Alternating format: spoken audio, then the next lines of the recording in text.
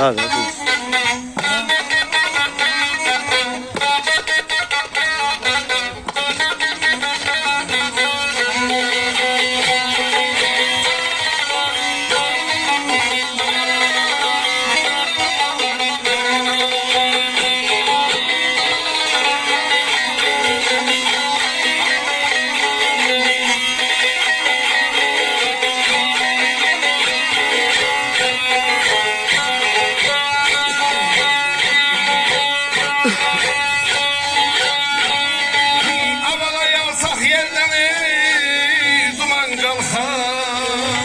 Farklı havası bu.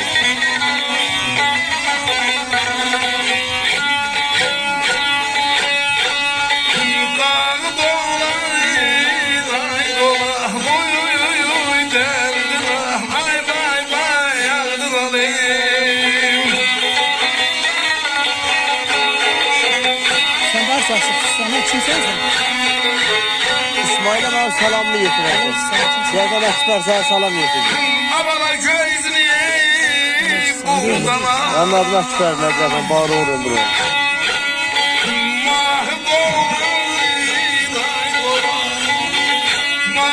Hayır ki şöyle okuysan ama sen bana ahırda dedim ki aman ablalar. Bakın seri sözü de dikkat ediyorsan bak.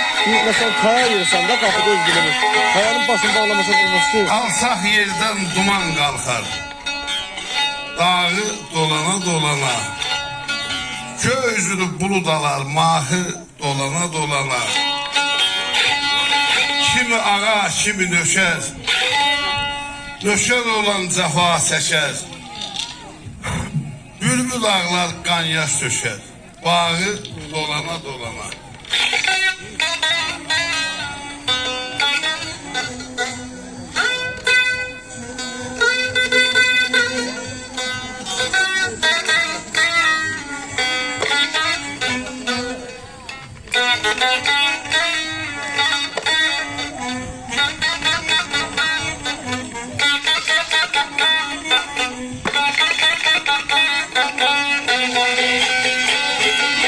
Suriye'nin özünün kudretli şeyleri var ha.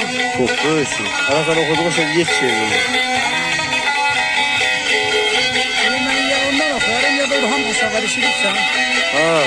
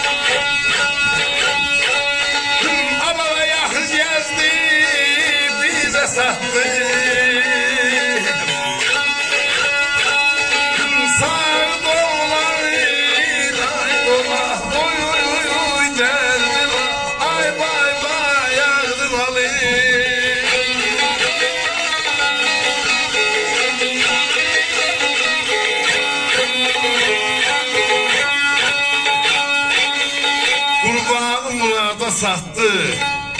Canan geldi buradan öttü. Ahır gezdi bize yetti. Sağı dolana dolana. Var ol hanlar var ol. Yaşa hanım. Sağ olun yorulmayasın.